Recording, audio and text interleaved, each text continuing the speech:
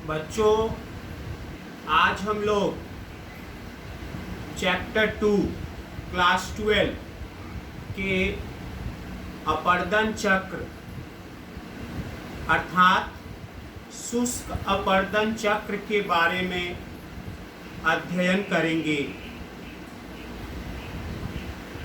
शुष्क अपर्दन चक्र की जो प्रक्रिया है वो साधारणतः शुष्क प्रदेश में ज़्यादा प्रभावी होता है और शुष्क अपर्दन चक्र के बारे में सर्वप्रथम जानकारी अमेरिकन भूगोलवेत्ता विलियम मॉरिस डेविस ने दिया था। उनके मतानुसार शुष्क अपर्दन चक्र अर्थात शुष्क प्रदेश में स्थलाकृतियां मुख्यतः अपक्षरण, नदी तथा वायु के संयुक्त कार्य से उत्पन्न होते हैं। इसलिए शुष्क प्रदेश में एक तरह से मिश्रित स्थलाकृति पाई जाती है। शुष्क अपर्दन चक्र के प्रारंभिक अवस्था में नदियों का कार्य ज्यादा प्रभावी होता है, अर्थात बृहद आकार के स्थलाकृतियों के निर्माण में नदियों की भूमिका अधिक होती है। बाद में जब वर्षा की मात्रा घटती है, धरातलीय प्रवाह कम होता है, तो उस समय स्थलाकृतिक विवर्तन में वायु की भूमिका ज्यादा दिखाई देती है। तो इस तरह से शुष्क अपर्दन चक्र 3 चरणों में पूरा होता है, जैसे प्राथमिक अवस्था, जैसे प्रौढ़ावस्था तथा वृद्धावस्था। इन 3 चरणों के शुरू होने के पहले शुष्क अपर्दन चक्र एक प्रारंभिक अवस्था से गुजरता है, जिसकी जानकारी भी आवश्यक है। तो बच्चों, शुष्क अपर्दन चक्र की जो प्रारंभिक अवस्था है,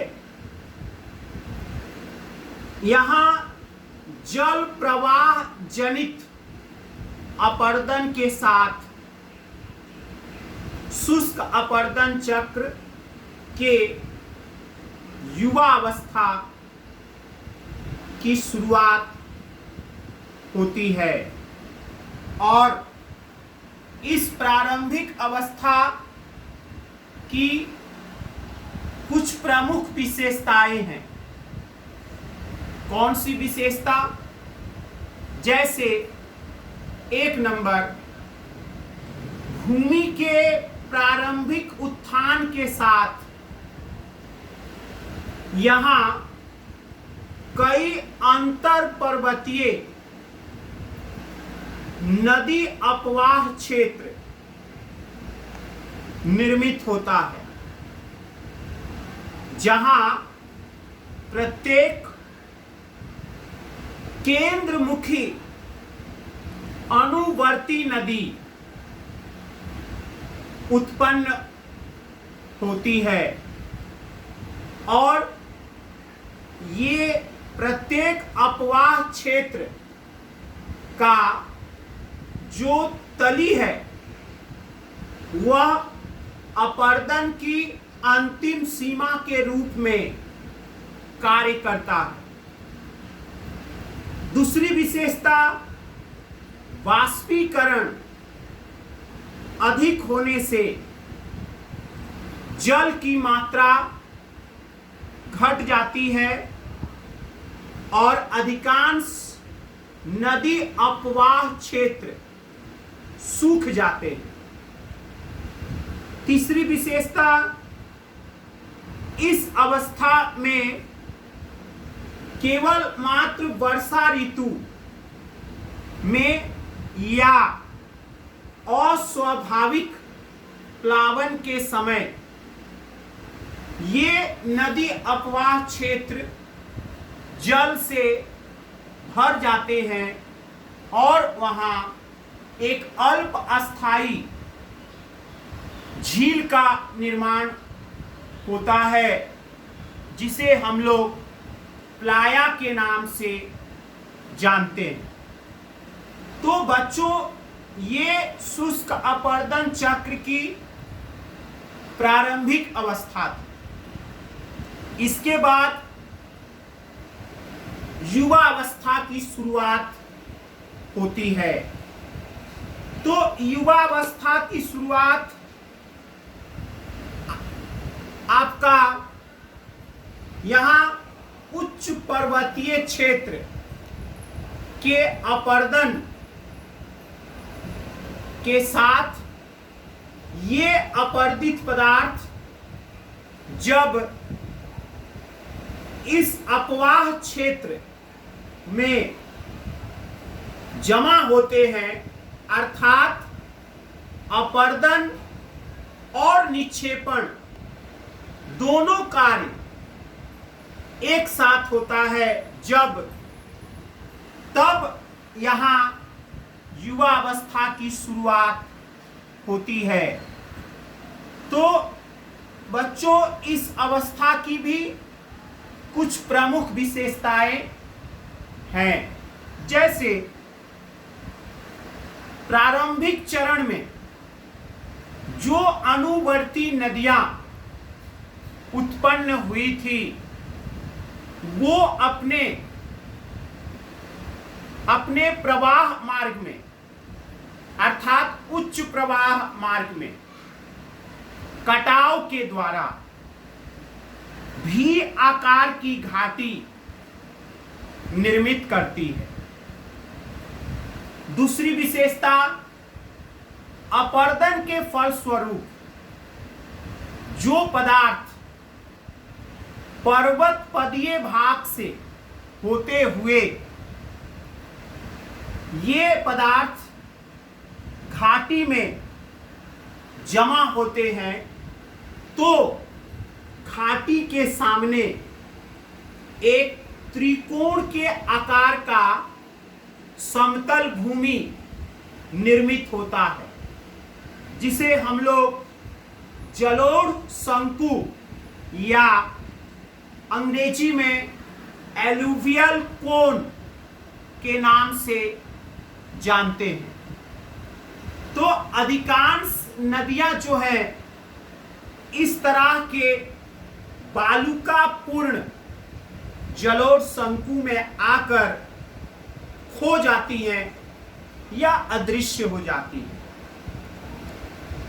अगली विशेषता, शीर्ष अपरदन, जिसको अंग्रेजी में हेडवार्ड इरोशन कहते हैं। शीर्ष अपरदन के द्वारा इस अवस्था में नदी अपहरण की घटना संचालित होती है। तो इसके साथ साथ घाटी में जल जमा होने से वहां प्लाया झील का निर्माण होता है और नदियां इस झील तक अगर प्रवाहित होती है तो प्लाया में झील में अवसादों का निक्षेपण होता है।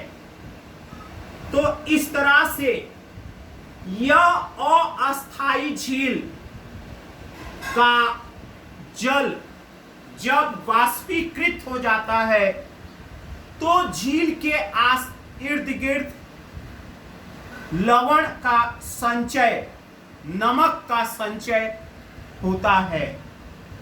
तो बच्चों, वाष्पीकरण की क्रिया जब अधिक होती है और इसके साथ साथ नदियों का कार्य जब कम होने लगता है, तब यहां इस अपर्दन चक्र में वायु का कार्य प्रमुखता से दिखाई देता है। तो जैसा कि हम लोग जानते हैं,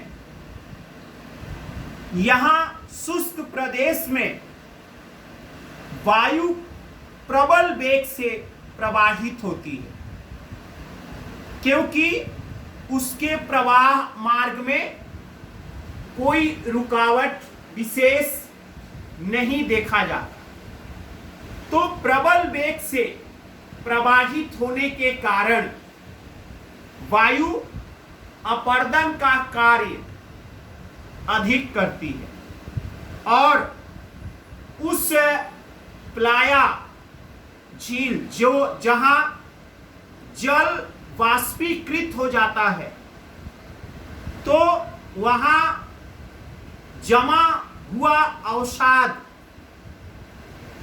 में वायु अपर्दन कार्य के द्वारा वह अवसाद अन्यत्र चला जाता है। अतः वहां एक अपवाहन गर्त, जिसे अंग्रेजी में डिफ्लेशन हॉलोज कहते हैं, उसका निर्माण होता है। तो इस तरह से युवा अवस्था में वायु के निक्षेपण कार्य से उस घाटी के इर्द गिर्द कई छोटे बड़े विभिन्न आकार के बालू के टीलों का निर्माण होता है। तो बच्चों, इस तरह से शुष्क अपर्दन चक्र में उच्च भूमि का कटाव और उस कटे हुए पदार्थ या अपर्दित पदार्थ का घाटी में जमा होना, ये दोनों कार्य साथ साथ चलता है। इसलिए यहां भूमि की ऊंचाई घटती है।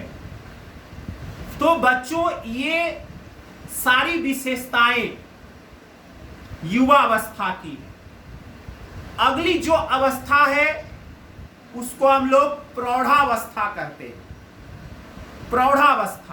प्रौढ़ावस्था में वायु का कार्य प्रमुखता से होता है। यहां वर्षा और भूमि का ढाल कम हो जाता है और इस तरह से नदियों के द्वारा अनाच्छादन की प्रक्रिया लगभग बंद हो जाती है। तो इस अवस्था में भी कई विशेषताएं हम लोग पाते हैं। जैसे अपर्दन कार्य के द्वारा पर्वतीय उच्च भूमि जो है वो पीछे की ओर हटती है। जल विभाजिकाएं पहले के अपेक्षा और तीक्ष्ण तथा नुकीला होता है और अपवाह क्षेत्र पहले से ज्यादा विस्तृत दिखाई देता है। तो पीछे हटते हुए यह जो पर्वत पदीय भाग से घाटी तक, पर्वत पदीय भाग से घाटी तक एक मंद ढाल वाले समतल भूमि का निर्माण होता है, जो बाद में विस्तृत होकर प्लाया झील में, प्लाया समतल भूमि में जाकर मिल जाते हैं। तो पर्वत पदीय ढाल का यह अंश दो भागों में बटा रहता है।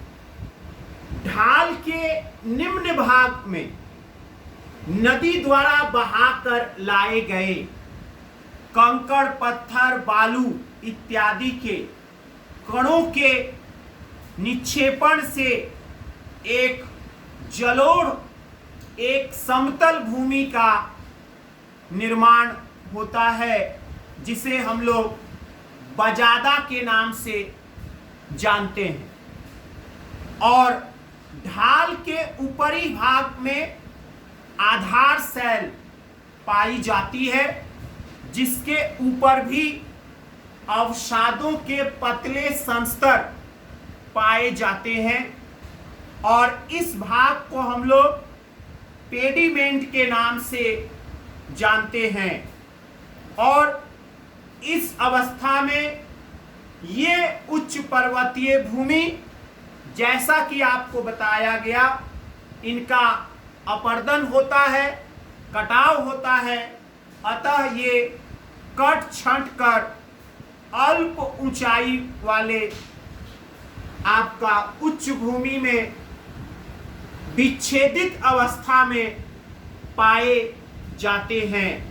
और ऐसे अल्प ऊंचाई वाले उच्च भूमि को हम लोग इनसेल बर्च के नाम से जानते हैं।